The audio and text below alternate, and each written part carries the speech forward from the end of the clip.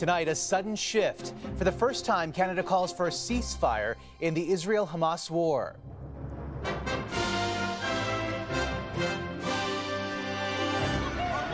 The joint international message. Hostages need to be released. Humanitarian aid needs to be allowed in. And a vote in support of a UN resolution calling for an end to fighting in Gaza. Mr. President, welcome back. An urgent pitch in Washington. Ukraine's president pleads for more aid. Also, the death behind bars of an Ontario man struggling with mental health issues is ruled a homicide. We need to fix this. Plus, a Canadian military base turned makeshift hotel for stranded passengers. And mapping out a rebound in tourism. It's been a struggle. The future looks very bright. Iconic destinations make a post-pandemic comeback.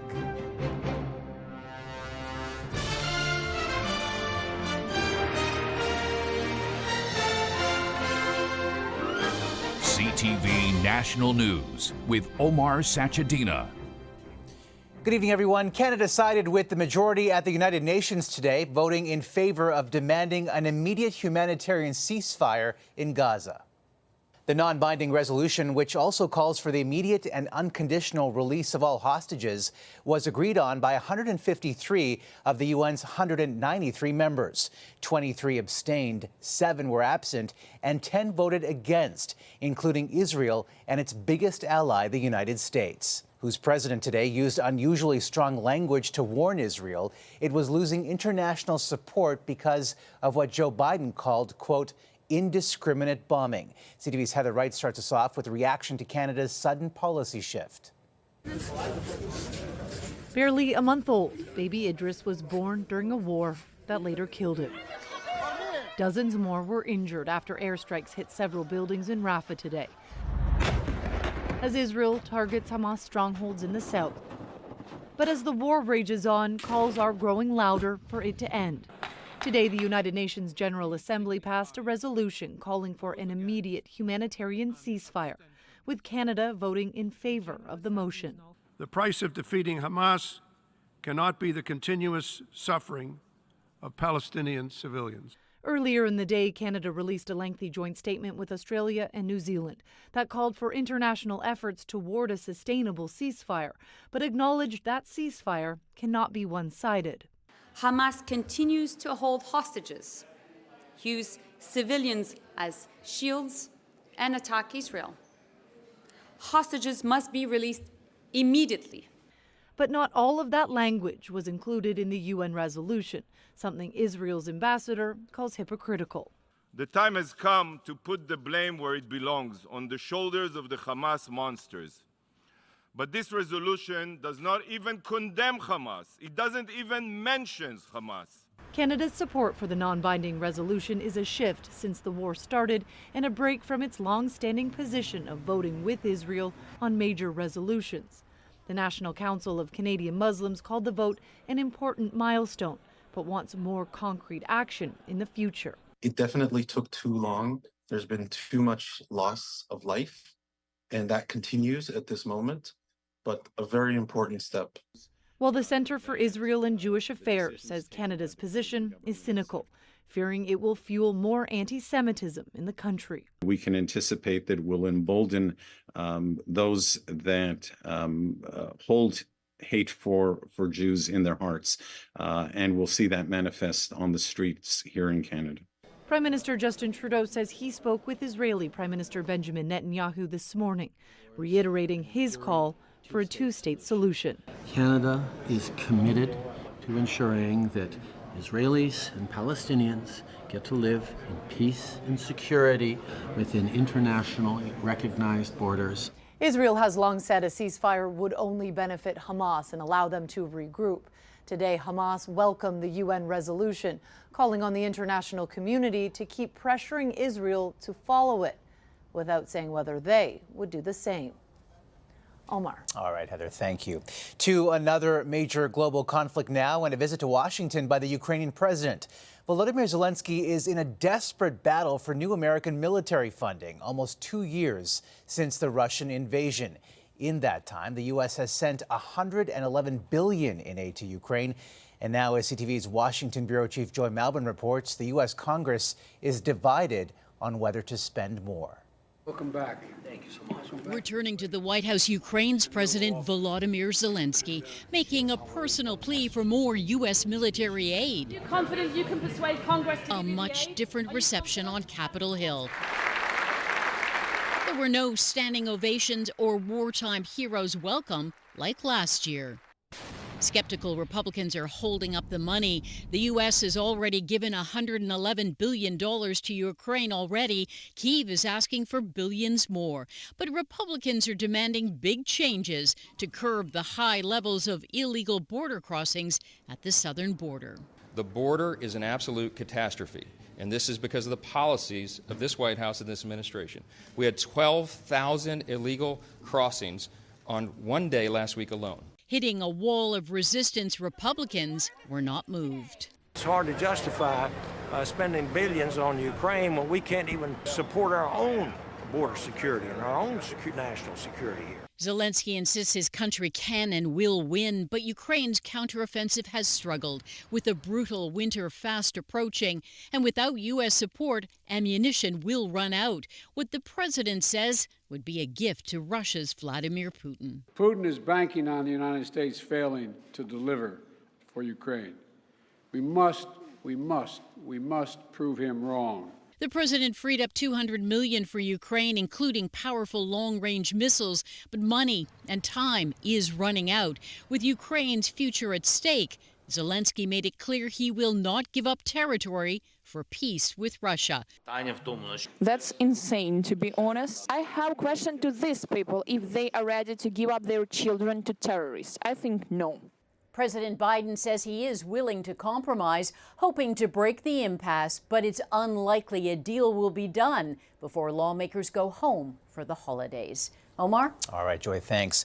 A showdown at the UN's Global Climate Conference in Dubai today forced the summit into overtime. The tensions are over how to deal with fossil fuels. CTV's Judy Trin on the race for a compromise. Fossil fuels phase out! Environmentalists aren't letting up their demands for countries to wean themselves off fossil fuels. Negotiators are working through the night to phase out the production of oil, gas, and coal by 2050 to prevent the Earth from warming up more than 1.5 degrees Celsius. The text that was presented to us did not go far enough when it comes to sending the world a signal that we need to reduce our dependencies on fossil fuels. Of the 200 nations at the summit, only half support ending fossil fuel production. There has been no concrete action from our world leaders, and our world leaders keep on firing our planet, keep on destroying our planet and our future. Poor countries want more time to phase down, not out, while OPEC nations, the world's biggest oil exporters, don't want any reductions. It's important that we have the right language when it comes to fossil fuels. It's important that we think about how we get that balance. While Canada supports a phase-out globally, its climate policies are under pressure domestically. The leaders of Alberta and Saskatchewan were at COP28 promoting their energy plans. They have pushed back against the carbon tax and the cap on emissions. There's no question that if they continue on this path, it will end up with court. And I think we will win. But in a year of record wildfires, the feds want the provinces to do their part. I understand that the oil and gas sector is going to continue to increase production well into 24, but we have to do right by the planet, and that's why the emissions cap is so important. At the climate summit, all countries must come to a consensus on the wording of the agreement before a deal can be reached. Omar. All right, Judy, thank you. Harvard University revealed today its president will keep her job following a major backlash over her controversial answers about anti-Semitism on campus at a congressional hearing last week. Does calling for the genocide of Jews violate Harvard's rules of bullying and harassment, yes or no? It can be, depending on the context. The university's highest governing body said it is confident in Claudine Gay's leadership to help its community heal. Gay has since apologized for her answers in an interview with the campus newspaper after facing mounting pressure to step down. A far-right Polish lawmaker is being investigated for what the Speaker of the country's parliament is calling an anti-Semitic and xenophobic act. The lawmaker used a fire extinguisher to put out candles lit on a menorah in the Parliament building. The haze forced security guards to rush people out of the area. Vindication is how the family of a mentally ill man who died in an Ontario prison is describing the findings of a coroner's inquest, a decision that calls for sweeping reform in the province's correctional system. Here's CTV's Adrian Gobriel. Solomon, how are you? This is video of Soliman Fakiri in an Ontario jail in the throes of a mental health crisis. The 30-year-old spent just 11 days here before his life was cut short after being restrained by correctional officers. So the verdict answers the 5 questions as follows. Listening to a verdict delivered by a jury at a coroner's inquest, Fakiri's brother finally heard the word he's been fighting to hear for 7 excruciating years. By what means? Homicide. Overcome with emotion from the weight of so much grief, turned to relief, and now accountability. Homicide. It's been ruled a homicide. Okay. Yusuf Fakiri's first call was to his mother to share the news of the decision. It was very important that she heard it from me, and that I told her that the country now knows how your son lost his life. He was killed, Mama. Fakiri, who suffered from a combination of schizophrenia and bipolar disorder, was arrested in December 2016 after allegedly stabbing a neighbor. Sent to a correctional center in Lindsay, Ontario, he was awaiting a mental health evaluation. He died before ever seeing a psychiatrist. Use of force and a use of a spit hood and cuffing behind the back while in a prone position, all of these events ultimately caused Mr. Fakiri's death. The jury made 57 recommendations aimed at the Ontario government. They include a call to take immediate steps to make sure anyone suffering an acute mental health crisis in custody is admitted to hospital for assessment and, where appropriate, treatment. Ontario Solicitor General's office responding tonight, saying in part that the ministry will carefully review the inquest recommendations, looking at potential ways to inform policies and procedures. The verdict and recommendations aren't legally binding. It's now up to the Ontario Provincial Police to decide if they want to reopen their investigation. How will you remember your brother? I will remember him as the gifted younger brother, the brother where I would kiss in his forehead to say I love you, the brother whose hands I would hold whenever he was scared. His death was the final part of his life, but I made it my mission to not let his death be the final chapter of his life. The family says if a new investigation is opened, they've requested that a different police force take the lead, saying that they've lost faith in the Ontario Provincial Police. Omar. All right, Adrian, thank you. A crack in a cold case could lead to answers for a Quebec family haunted by the mysterious death of their daughter nearly 3 decades ago. A 61-year-old man has been arrested and charged with murder. The breakthrough made possible by advancements in forensic technology. The filing today of accusation against Riyad Courtemanche is it's bringing answers, and I think the following months with the trial will give them more answers about maybe the circumstances of the disappearance. In July 1994, 10-year-old Marie-Chantal Desjardins was seen leaving a friend's house on a bike. 4 days later, her body was found in the woods. The suspect has spent most of his life in jail with 89 criminal convictions. Last night, we told you about the new murder charges against a man accused of selling lethal substances to people looking to take their own lives. Ontario police confirmed those charges today. CTV's John Woodward spoke to families who say they now have renewed hope for justice. Stephen Mitchell was a 21-year-old with a tender and sensitive heart, his father said in a eulogy this year. But he had a tortured mind and battled depression until he died in March. Stephen suffered in silence and finally lost all hope in what I believe was a torturous moment of complete and total despair and hopelessness. It may have been in that moment of hopelessness that Kenneth Law allegedly struck. Mitchell's death included among the 14 new murder charges laid this week against the former engineer and Royal York Hotel chef. They're all people, and they were loved by their family and friends who continue, in many cases, to live without them. At a news conference, the inspector heading the multi-jurisdictional task force investigating Law confirmed the charges and said Law sent 160 packages containing suicide materials in Canada and 1,200 packages to 40 countries around the world. The earliest death in Ontario, September 2021 in Toronto, most in the Greater Toronto Area, involving people as old as 36 and as young as 16. In Thunder Bay, 19-year-old Ashton Prosser died. His mom said he felt depressed and isolated during the pandemic and was on wait lists for mental health care when he died in March. I've struggled and a lot in the last 9 months in frustration, in forgiveness. Across the world, a count by CTV News indicates the total number of deaths that may be connected to Law's products has climbed to 122. In the UK, Gary Cooper's brother Lee believes the Canadian charges will lead to justice at home. We just got to hope that our authorities see what Canada are doing and realise they've got to step the game up. And the mom of a BC teen who died says the Ontario charges give her hope. It's been a long 2.5 years, but I do see the light at the end of the tunnel with the progress with Kenneth Law's charges. Law himself remains in custody, and his lawyer has said he will plead not guilty. Law faces more murder charges than disgraced nurse Elizabeth Wetlaufer, more than serial killer Bruce McArthur, and police say they're not finished, asking anyone who has been in touch with Law or his websites to give them a call. Omar? All right, John, thank you for this tonight. Coming up, a promising roadmap for tourism in Canada. We have seen a tremendous number of domestic travelers. Bouncing back after turbulent times, plus a small town's military welcome for stranded passengers.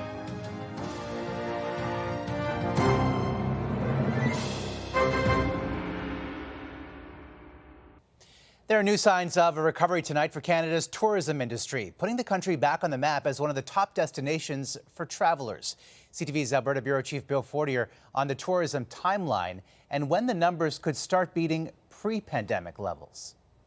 In Banff, one of Canada's top tourist destinations, the number of visitors is on the rise.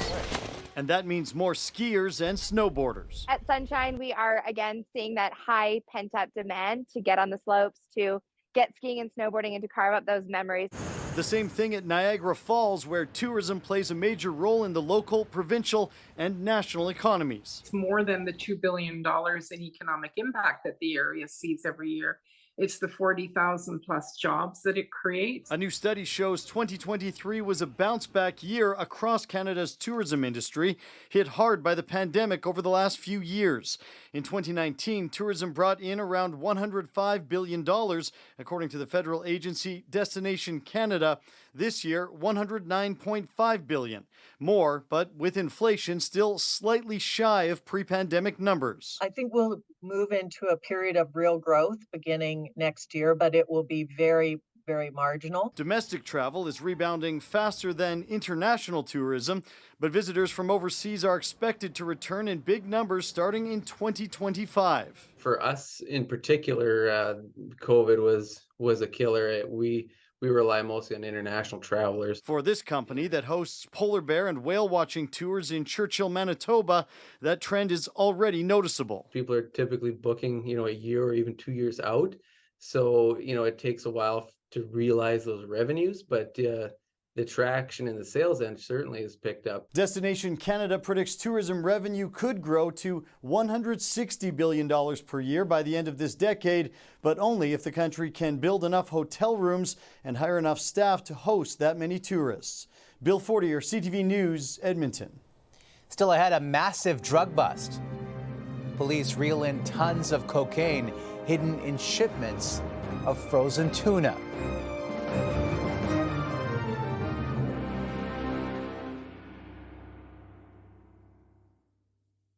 Spanish police have seized 11 tons of cocaine in 2 separate busts. Investigators found the drugs hidden between pieces of frozen tuna inside shipping containers. 20 people with ties to the mafia in the Balkans have been arrested. Police believe the organizations behind the busts were using a seafood company to organize the transport of the drugs from South America. The president of a top-tier Turkish soccer club has been arrested after he slugged a referee at the end of a game in Ankara. The ref fell to the ground after the punch and was also kicked by others who came on the field after last night's match. He was sent to hospital with a slight fracture near his eye. The Turkish Soccer Federation has suspended all league games, calling the attack unfortunate and shameful. Turkey and Italy are scheduled to co-host the European Championship in 2032. The world of entertainment is mourning the death of two-time Emmy-winning actor Andre Braugher tonight. Everyone, I'm your new commanding officer, Captain Ray Holt. Before he became the beloved no-nonsense Captain Holt from Brooklyn Nine-Nine, he played the dynamic detective Frank Pembleton on the hit crime show Homicide. That show won him an Emmy for lead actor. He was 61 years old. After the break. There was nothing around us. We had no idea what was happening. An emergency detour strands Delta passengers in Labrador.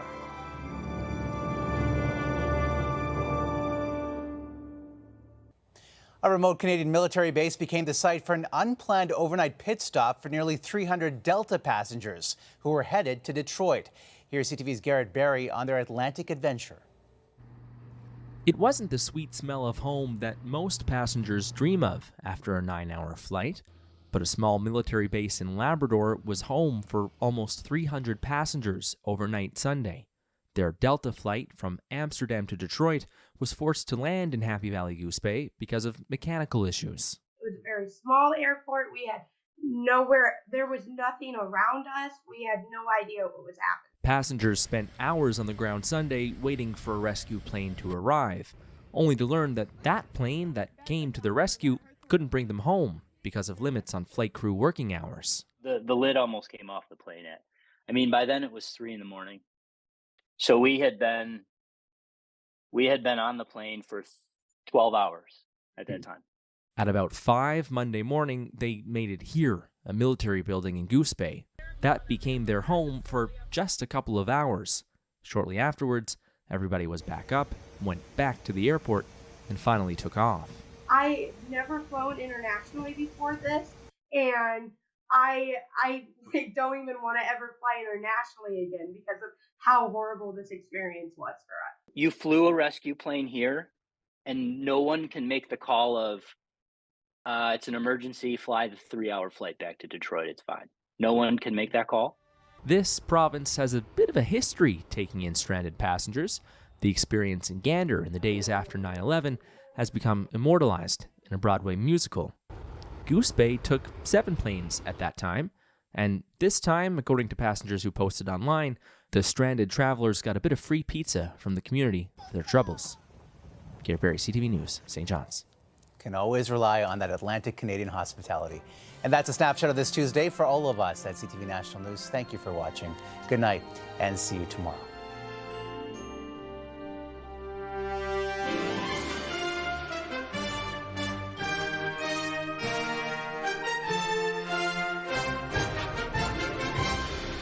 CTV National News, Canada's #1 newscast.